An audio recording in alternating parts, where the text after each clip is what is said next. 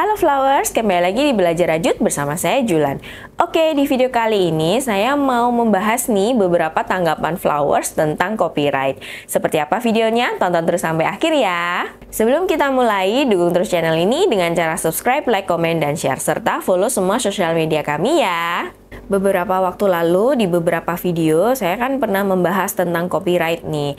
Nah dari situ akhirnya banyak nih teman-teman Flowers semua yang memberikan tanggapan gitu ya. Dan dari beberapa tanggapan ini akhirnya saya mendapatkan point of view baru ya teman-teman.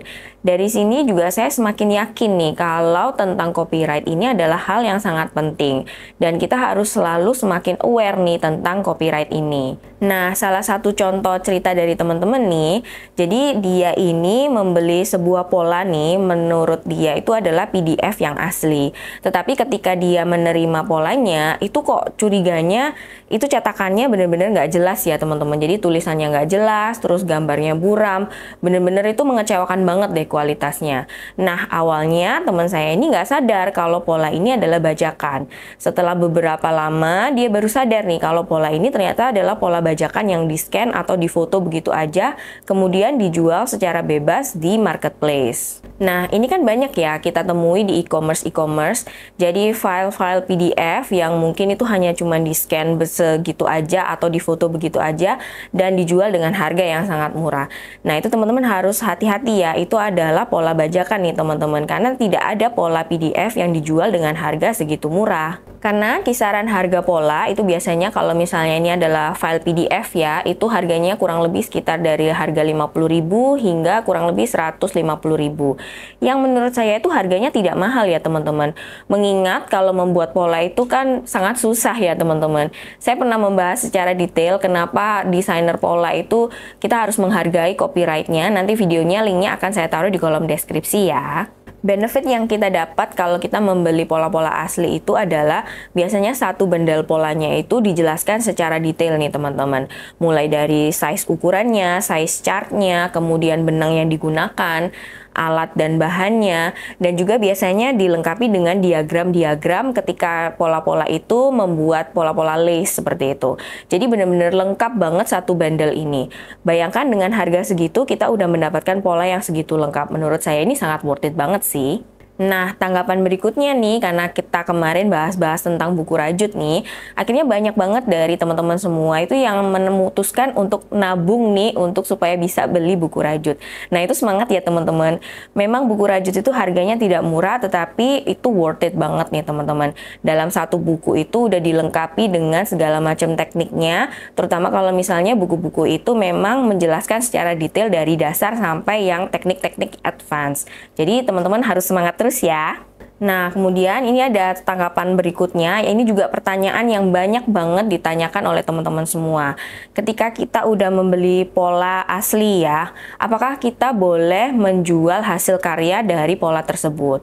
Nah, kalau misalnya teman-teman menjual hasil karya yang teman-teman bikin dari pola itu, biasanya beberapa desainer itu tidak masalah nih teman-teman. Tetapi ada juga desainer yang tidak menginginkan hasil karyanya pun dijual. Karena itu merupakan ibaratnya kayak copyright dari mereka seperti itu. Jadi tidak boleh dipublikasikan seperti itu. Biasanya pola-pola seperti ini itu biasanya untuk edukasi ya teman-teman. Jadi sebatas untuk kita aja nih mempelajari pola tersebut. Tetapi menurut pengalaman saya, seringnya desainer itu tidak masalah kalau kita menjual hasil karya menggunakan pola yang udah kita beli. Nah, yang satu hal yang tidak boleh dilakukan adalah itu memperbanyak pola tersebut.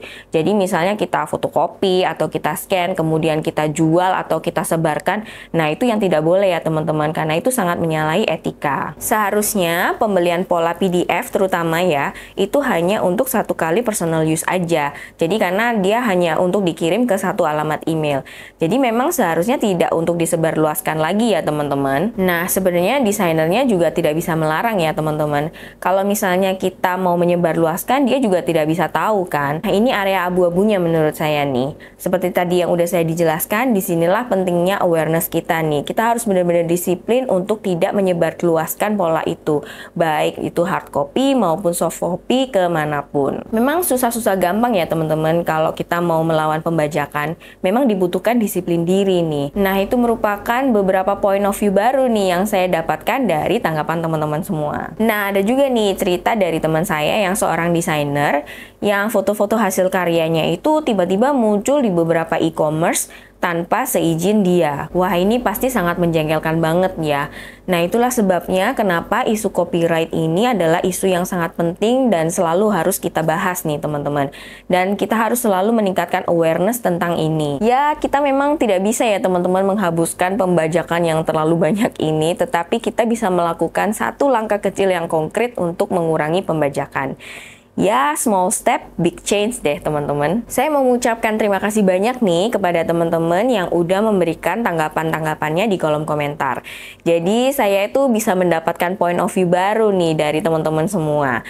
Nah, bagi teman-teman yang pengen menanggapi lagi nih tentang hal-hal ini, boleh share ceritanya di kolom komentar di bawah ya. Oke, itu tadi video saya tentang tanggapan teman-teman tentang copyright. Semoga ini membantu semuanya ya. Sampai jumpa di video berikutnya. Dadah!